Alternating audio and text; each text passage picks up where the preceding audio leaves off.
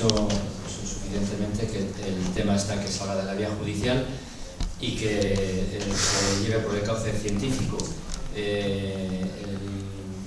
Lo que ha sucedido es que quien lo ha llevado a la vía judicial son estamentos muy poderosos y por diferentes causas muy interesados en que esto haya seguido la vía que ha seguido, y hoy se ha vuelto a demostrar aquí que se ha contrastado suficientemente sus argumentos como para haber salido ya de la vía judicial. Entonces, si no ha salido hasta ahora, yo creo que ya no va a salir.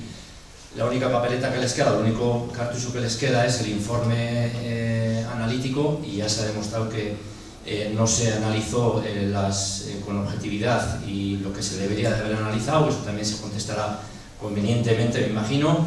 Entonces esto se quedará probablemente en nada, y la vía científica pues tendrá que seguir de una manera o de otra, y a partir de un momento pues vendrá que todos esos estamentos poderosos pues irán quedándose en evidencia poco a poco, ¿no?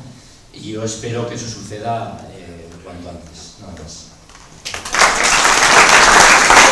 Cómo desanudar este asunto.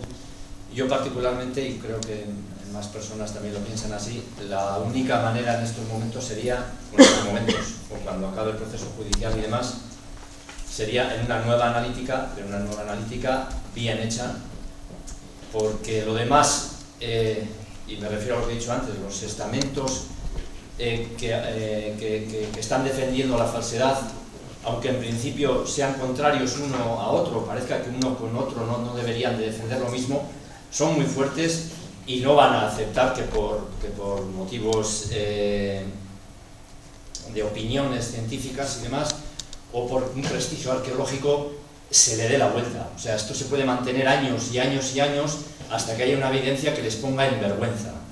Y creo que la evidencia que les puede poner en vergüenza, yo particularmente pienso que es otra nueva analítica en un laboratorio de prestigio, o más de una, como decía Héctor Iglesias, que se suelen hacer hasta 3 analíticas diferentes. Yo creo que ahí está el tema, porque ellos mismos ni lo tienen claro. Yo tengo aquí una cita de un destacadísimo miembro de la comisión, que a una interpelación mía sobre el asunto decía: cuando las pruebas y las evidencias hacen improbable cuando no imposible, o sea, no se atreve ni a decir que es imposible.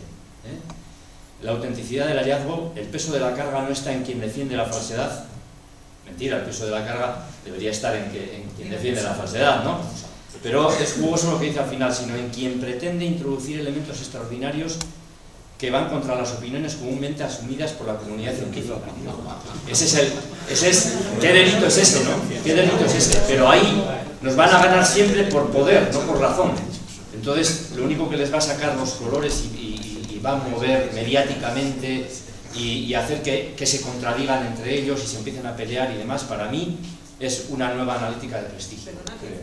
Catedrático de ética. ¿Se puede decir quién es? Sí. Por eso te digo.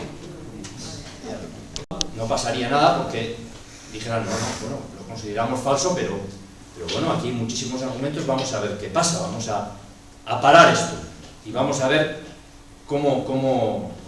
qué hay de argumentos, cómo lo discutimos y demás. Pero no son honestos porque no lo han hecho.